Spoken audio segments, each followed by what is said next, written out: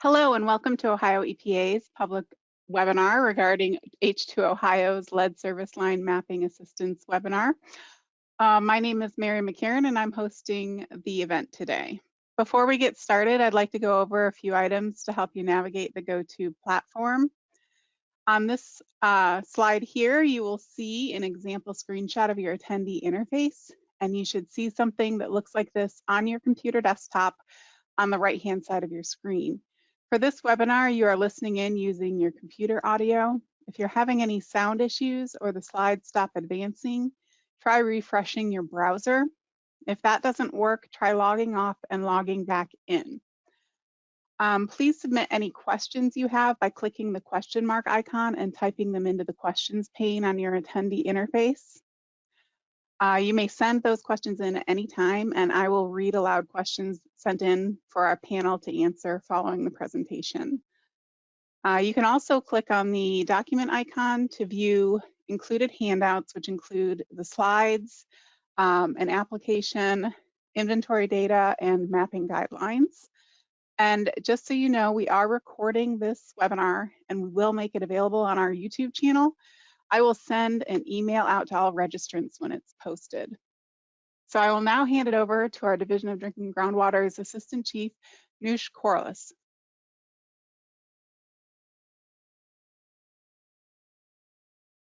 Good afternoon, everybody.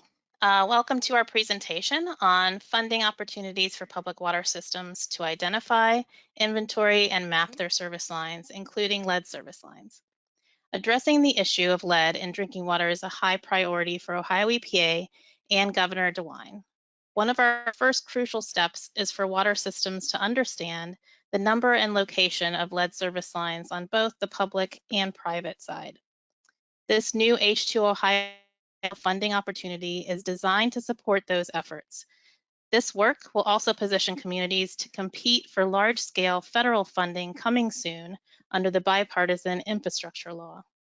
Nationally, US EPA is making $15 billion available to the state revolving fund, programs for lead service line replacement projects. Ohio's portion of the national allotment is approximately $350 million. $70 million per year from 2022 to 2026. These funds can be used for planning, design, and construction of lead service line replacement projects. Ohio is committed to assisting our public water systems in achieving the goal of removing all lead service lines. The first step to replacement is identifying what is in the ground. So the funding we will be discussing today will help our public water systems to do just that. Sean Stevenson will be our presenter today. Sean is our Asset Management Coordinator in the Division of Drinking and Groundwaters.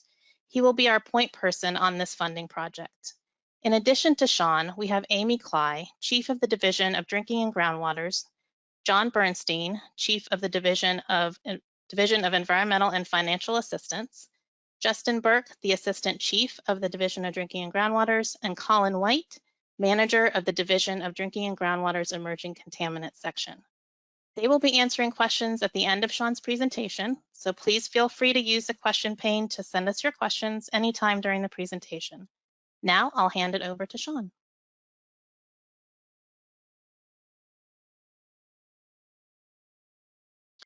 Thank you, Noosh. Okay, thanks everyone again for joining our webinar today.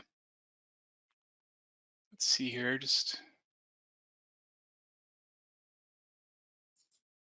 okay, there we go. Thanks again, and thanks everyone for joining our webinar. So on today's webinar, I'm going to be going over, I'm going to be giving some background on Governor DeWine's H2Ohio initiative, which is what is allowing this grant opportunity, and then discuss the grant itself, including eligibility, eligible activities, and the application process. And then provide a brief update on the 2022 and 2024 lead service line mapping requirements. So first, H2Ohio was launched by Governor Mike DeWine in 2019. H2Ohio is a comprehensive water quality initiative that is working to address water quality issues in Ohio. Some targeted priorities have included reducing phosphorus, creating wetlands, addressing failing septic systems, and preventing lead contamination in Ohio communities. As part of this comprehensive strategy, Governor Mike DeWine recently announced that the H2Ohio initiative is investing $4 million to locate, remove, and replace lead pipes in various communities throughout the state. $2 million of that is for direct lead line replacement activities. Another $2 million is for the identification, inventory, and mapping of lead service lines. So the $2 million for lead service line replacement activities was awarded to 6 communities in Ohio. These communities had their lead lines mapped and were ready to move forward with replacement activities. These projects will eliminate nearly 500 lead service lines in those communities. The other $2 million of grant funds will be available to help identify, inventory, and map lead service lines in communities throughout Ohio. This will be accomplished by expanding partnerships with 2 technical assistance providers and through the lead service line mapping and inventory grant. Ohio EPA will be providing a total of $600,000 in grant funding to Ohio Rural Community Assistance Program and Ohio Rural Water Association. These 2 partners will be assisting approximately 40 to 50 communities that have been identified throughout Ohio to help identify, inventory, and map their lead service lines. They are also working on various forms of outreach materials and trainings that can be used or attended by public water systems throughout Ohio. The other $1.4 million will be directed towards Ohio EPA's lead service line mapping and inventory grant, which is what brought you all here today. So now I'm going to go through and discuss the lead service line inventory and mapping grant in more detail. Again, up to $1.4 million in funds are available for this grant. This grant is a reimbursement grant, which allows for up to $50,000 in reimbursement for activities related to identification, inventory, and mapping of service lines. It's also important to note that no match is required for this grant opportunity. So who is eligible to apply? Any community or non-transient, non-community public water system can apply. For example, community systems would include cities, villages, mobile home parks, and nursing homes. And our non-transient, non-community systems would include daycare, schools, hospitals, and factories.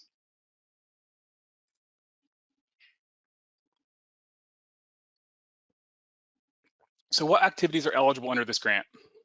Well, really any activity related to the identification and or verification of lead service line material. This could include potholing, hydrovacking, trenching, homeowner surveys and outreach, and even private side identification efforts. It can also include activities related to the developing of a service line inventory or integrating service line information into a GIS platform, and incorporating service line information into the system's asset management program for future replacement planning efforts. Some other examples of eligible activities would include hiring a third-party consultant to do any of those previously mentioned activities, purchasing tools or technology used for the identification, inventory, or mapping of service lines. And Ohio EPA will also be reviewing these activities on a case-by-case basis. And the activities mentioned here are just examples. So if you see a need or plan to do something that hasn't been discussed, it may still be eligible under this grant. So Ohio EPA encourages you to apply. But the primary restriction under this grant is construction activities. So activities related to the actual replacement of service lines are not eligible under this grant. So the application is available on Ohio EPA's webpage. I believe we'll be putting a link to this webpage in our chat, but it is located under DDAGW's main webpage under Public Water Systems and then under Financial Assistance. And as you can see here, there's a tab dedicated directly for the lead service line inventory mapping grant. So under that tab, you will see all the application details and all of the individual documents related to the grant. So you will see the lead service line inventory mapping grant guidelines, application, an example grant contract, the minimum lead service line inventory data sheet, and the reimbursement form. Now, many of these have also been provided as attachments, so feel free to save those as well. Okay, so now I'm going to go into go over each section of the grant, starting with section 1 of the grant application. which is the contact information section. So in the application, you will need to identify the authorizing agent or owner, the project director, and the fiscal agent. The authorizing agent is the individual authorized to sign the grant contract on behalf of the public water system. The project director is the person who will oversee the implementation of the project. And then the fiscal agent is the individual that will work with Ohio EPA for reimbursement at the end of the project. The public water system and the fiscal agent will need to have access to the Ohio Supplier Portal for reimbursement.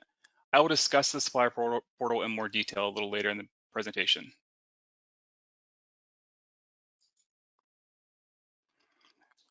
So section 2 is a certification statement. This has to be reviewed and signed by the authorizing agent or owner for Ohio EPA to accept the application. It is just certifying that the information contained within the application, to the best of your knowledge, is accurate, complete, and satisfies the eligibility requirements for the grant. By signing, you are also acknowledging you understand the restrictions of the program, which are listed in this section. For example, one of the restrictions is that you will submit closeout documents, the reimbursement form, and any supplemental documents required at the end of the project for reimbursement. Section 2 of the application is the current inventory status. So the applicant will have to submit a current lead service line map. This map can also satisfy the 2022 lead map reporting requirement, which I'll touch on a little bit more later in the presentation. In addition to the map, the applicant will also need to provide a description of previous lead service line mapping and identification efforts. And an updated map and inventory will need to be included in the closeout documents. So if that's applicable for your project during that reimbursement process. Section 4 of the application is the project description. This is just a written summary of the planned project. The applicant will want to include all planned activities, including any equipment, purchases, or if they will be working with a third-party contractor for their project. The applicant will also want to list the number of planned phases. Each phase can be reimbursed separately. All phases must be completed within 12 months from that signed contract agreement. Here I'll also just mention that there is a potential for a 6-month extension if needed that can be requested. And then the next section of the application is just the estimated project duration and the cost for each activity.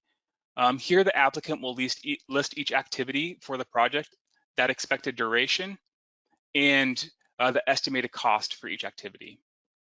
Again, if you are planning on requesting reimbursement only once, you would only include all those activities in phase 1. But if you plan on requesting reimbursement twice, you would separate each set of activities between phase 1 and phase 2 based on when you would want to request that project for reimbursement or that phase for reimbursement. And then here is an example of what is actually in the application. As you can see, you will list each project activity, its estimated duration and cost. So for this example, we have GIS software listed as the activity with an estimated duration and cost. And again, those phases are set up purposely just for reimbursement. So if you're going to be requesting reimbursement twice, you would use both phases. If it's just once, you would just fill out everything in that phase 1 project activity list. And then section 6 of the application is the supplier information. And this is the last section of the actual application. If the applicant will be hiring a third party to complete work or to provide technical assistance, this section will need to be filled out. If more than one third party will be hired, this could be copied and filled out for each third party. And that really does cover the entire application, but there are a couple other documents I wanted to touch on.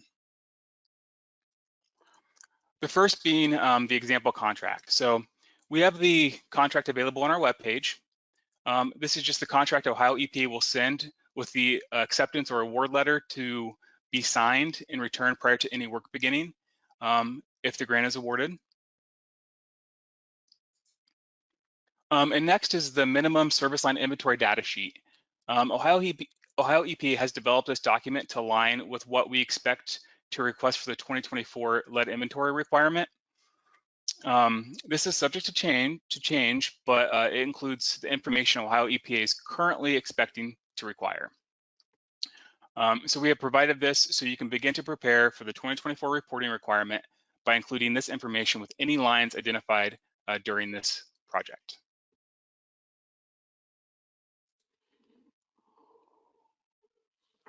And the last document I wanted to mention is just the reimbursement form. The reimbursement form is a standalone document on our webpage.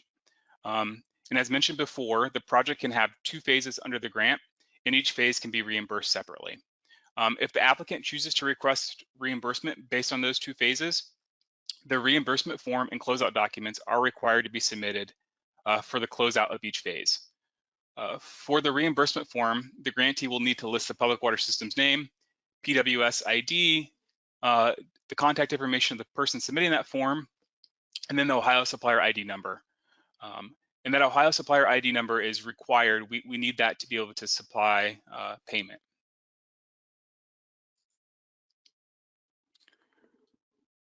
So then the second part of the reimbursement form is the inventory information. More specifically, what was identified during that project. And then the attachment for all the applicable closeout documents. So here the grantee would need to include the number of service lines identified, the number of lead service lines, including the number of galvanized lines requiring replacement, the number of service lines incorporated into the asset inventory, and if the number of service lines that have been identified have been incorporated into the capital improvement plan or asset management program for future replacement. And then we list all the possible closeout documents that may be requested. And Ohio EPA will identify what closeout documents are required based on each project and notify the applicant of those documents in that acceptance letter, which can be reviewed prior to signing the grant agreement. So how do you apply for the grant opportunity? Applications are currently available on our webpage, as well as those guidelines. And we will begin accepting applications starting on March 28th. And then the applications can be submitted by email to ddagw_lsl_map_grant@epa.ohio.gov. So what happens after Ohio EPA receives the application? Applications will be reviewed within 14 business days, and Ohio EPA may reach out with questions or to get additional information during the review process. Ohio EPA will be reviewing the applications continuously in the order received until funds are exhausted. Once funds are exhausted, Ohio EPA will notify any remaining applicants in writing. Each application will be evaluated based on the minimum qualifications outlined in the application. And a complete application is how Ohio EPA will determine readiness to proceed. And that will put you on that list for the fundable project or as an awardable project. So if the application is complete and the project meets the eligibility requirements and funds are still available, Ohio EPA will issue an acceptance letter along with that grant contract to notify the applicant of the acceptance of their project for reimbursement. If the application is incomplete or the grant funds are exhausted, Ohio EPA will notify the applicant in writing. Since Ohio EPA is reviewing the application and the order received, it's important to submit a complete application.